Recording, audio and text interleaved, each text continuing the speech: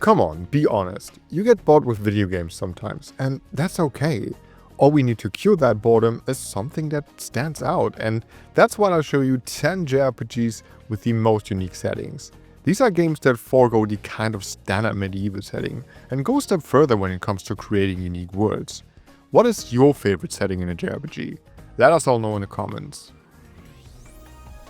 The world of Xenoblade Chronicles has become something of a modern classic, and rightly so, I'd say.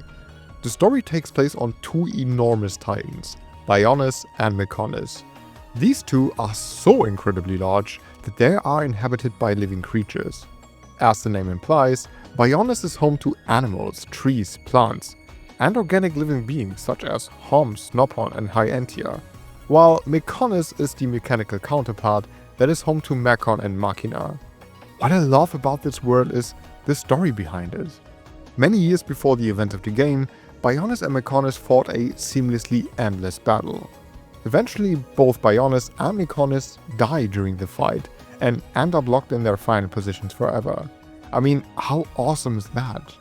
Of course, there's more to that, which I won't spoil, and of course, this is more than just a setup for a story. Xenoblade Chronicles is known for its large and beautiful open areas that manage to make you feel small while exploring. There are enormous landmarks to discover that always remind you of the unimaginable scale.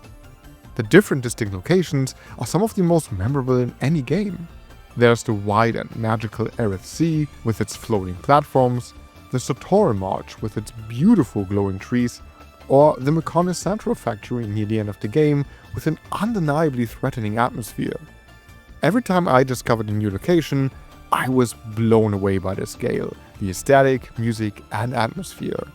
Xenoblade Chronicles sure is one of the most unique and best designed worlds in any game, and exploring this world is something I'll never forget because it was something special.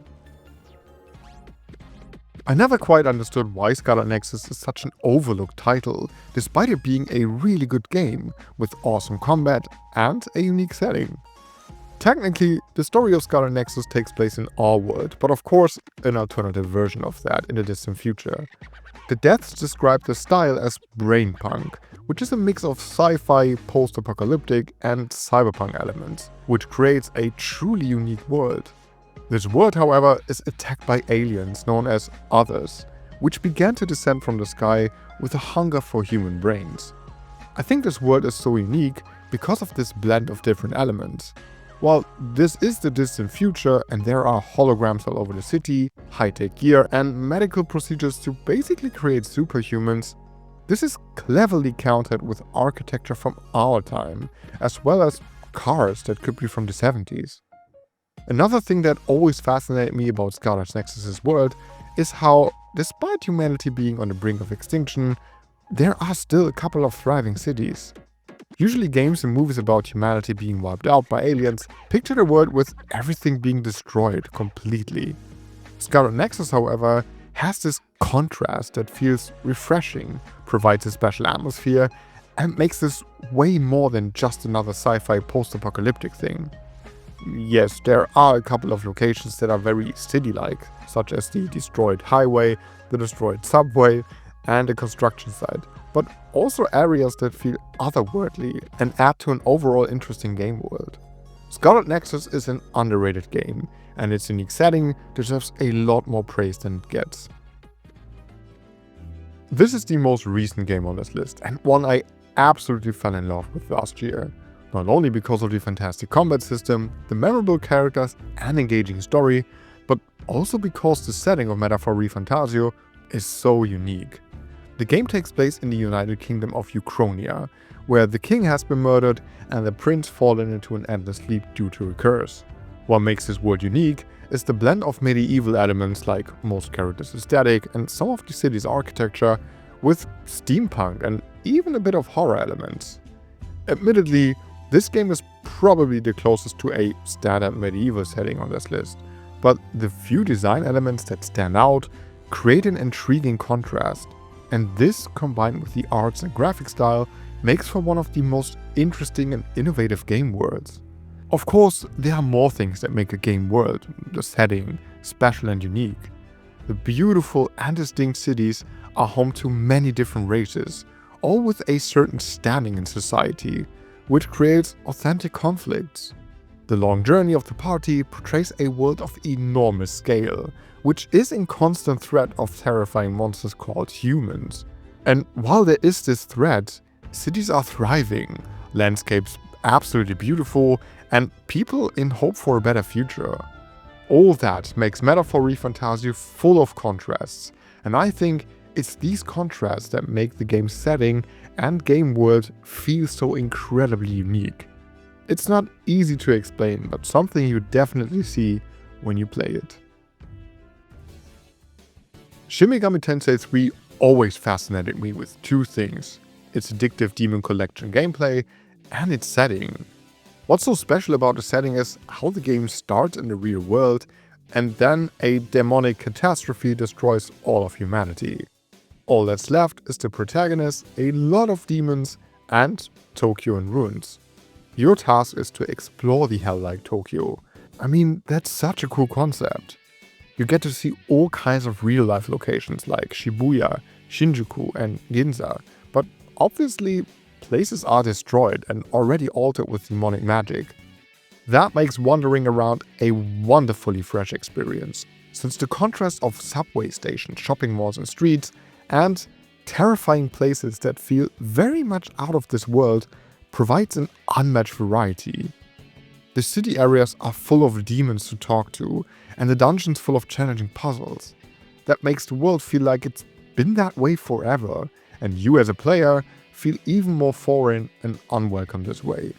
I can't think of another game that makes you watch the world go down in the beginning, which definitely makes this one of the most unique game worlds with an amazing atmosphere, full of despair and loneliness. You know what else feels lonely? This cute subscribe button that is looking for you to click it. I could say most of this about Shin Megami Tensei 5 as well, since it has the same story setup going on, but 3 is more varied in its locations, and that's why I wanted to highlight it. Either way, 3 and 5 are brilliant games, with one of the most unique, intriguing game worlds, and that sure makes them very unique. Playing Persona 5 Royal for the first time in the beginning of 2025 actually gave me the idea for this video. And here I'm talking about the whole series, not just one game, because it's the school system that makes Persona unique. I know that there are other games with a school setting, like Tokyo Xanadu or Fire Emblem Three Houses, but overall this remains pretty unique in the genre, and no other game does school as elaborate as Persona. I think most of you are familiar with how the system works. You go to school and get to spend the time after school how you want. That includes forming relationships with your friends, side activities, and entering the game's dungeons. I think what actually makes the setting so unique isn't the school setting itself, but how you as a player experience the world as a consequence of that. You see, most JRPGs throw you into a big world, make you journey across the land with cities and dungeons, and most importantly, all kinds of monsters in between. Persona, however, lets you walk around the real world with no threat at all. The result is that you are in control to either walk around a bustling and safe city or enter a dungeon and fight monsters. I can think of a game that does that, and I think that's the most important aspect of the setting being unique. Of course, the worlds themselves are filled with things to do, like karaoke, darts, burger joints, bookstores, parks, temples, and all kinds of other things you expect to see in a Japanese city. That makes Persona cities like Tatsumi Port Island, Inaba, and Tokyo a couple of the most authentic cities that feel so alive and real. Oh, and the fact that it's basically one city you live in is pretty limited in all the best ways, and also quite unique for JRPGs that usually have huge world maps. Settings in Persona games are second to none, and still remain some of the most unique in gaming. I love sci-fi stuff, especially whenever it's a unique take on it, and Rogue Galaxy did exactly that. Instead of a common sci-fi setting with all kinds of super high-tech stuff, Rogue Galaxy's world is home to space pirates. Their spaceships are actual ships, equipped with tech for traveling between galaxies. Planets are super distinct and definitely offer a great contrast to the futuristic setting. While planets like Zerat and Vedan are technically advanced, planets like Juraika and Rosa are underdeveloped, which creates a believable sci-fi universe. All of that is exactly why the setting is so unique, because Rogue Galaxy is a mix of tons of things. Space traveling wooden pirate ships, a baffling futuristic city, a jungle planet, powerful alien beings. There's so much coming together. The story, on the other hand, feels familiar to every JRPG fan, which starts with a young man who wants to be a space pirate, and quickly turns into an adventure about saving the galaxy. While there are games that do unique sci-fi settings, nothing was ever the same as Rogue Galaxy. It's not a Fatal Gaming list without Crosscode, but what can I say? I think the setting is pretty unique. In Crosscode you play Leah, a character in an MMORPG called Cross Worlds. And I know what you're thinking. The .X series and Sword Art Online did that before, and that's right. But first of all, that's pretty much all the games that did that. And secondly, there's an important detail in the story that makes Crosscode different. There will be spoilers here, so if you haven't played Crosscode yet, be sure to play this awesome indie game and skip to the next game. Like I said, you play as Leah, a character in an MMORPG, but very early on you learn that Leah can't log out of the game and she's the only one who can't do that. But there's someone to help her called Sergey, who knows more. After a while you learn that Sergey is an employee at the company responsible for Crossworlds and that Leah is actually an AI character. What this means for the setting is that everyone around Leah is having a great time. The servers are full, the city's packed with players who enjoy the game, and entertainment is in the center. Except for Leah. I mean, she is a cheerful character, but she needs to constantly deal with her being different, and with her identity. The result is that you as a player can't help but feel there's something wrong with this MMORPG. And again, it's that contrast that makes the setting of Crosscode so special. It's that only Leah, Sergey, and you know it. Something's up with that game. And the fact that only 3 are aware of that threat is quite unique, I would say. Crosscode is a brilliant game, and part of the reason why is the amazing setting and game world that is key part of the game's narrative. Now, this might seem like an odd choice at first, but let me explain. The Star Ocean games all do one thing I absolutely love. They mix sci-fi and medieval elements into something really cool. That alone is something we don't get that often, but the reason why Star Ocean Till the End of Time is different is because of what happens in the story. Again, there will be spoilers and I'm going to talk about the biggest plot twist in the game, so skip if you haven't played this game yet and maybe want to in the future. Star Ocean 3 takes place on an underdeveloped planet for roughly the first half of the game, then opens up and lets you travel to different planets in a spaceship. Half of the party's characters have been raised with advanced technology, which creates fun interactions with characters from underdeveloped planets. And then comes the plot twist, which reveals that the world the characters live in is just a simulation. They are characters in a video game. What that means for the setting is that the party actually gets to travel to the real world. Not Earth, not our world, but rather some bizarre place that is all about entertainment. I know that a lot of people didn't like the twist back then, but I think it's over the top, bold and fun, and definitely makes for a setting that is one of a kind, especially since you keep switching between the real world and the simulation. The real world itself doesn't offer a lot of places to discover, but their weird and otherworldly design are definitely a highlight in the game. Star Ocean is a great series that does this sci-fi medieval mashup better than any other series, if you ask me, and Till the End of Time, with its weird twist, stands out as one of the most unique JRPGs. Although Chrono Trigger came out 30 years ago, it still has one of the most unique settings in the genre. I mean, time travel isn't something we see very often, right? The innovative time travel gameplay gave us a world we can explore in different eras. There's a medieval era, a post-apocalyptic futuristic era, a prehistoric era, There's so much variety, especially for a 30-year-old game.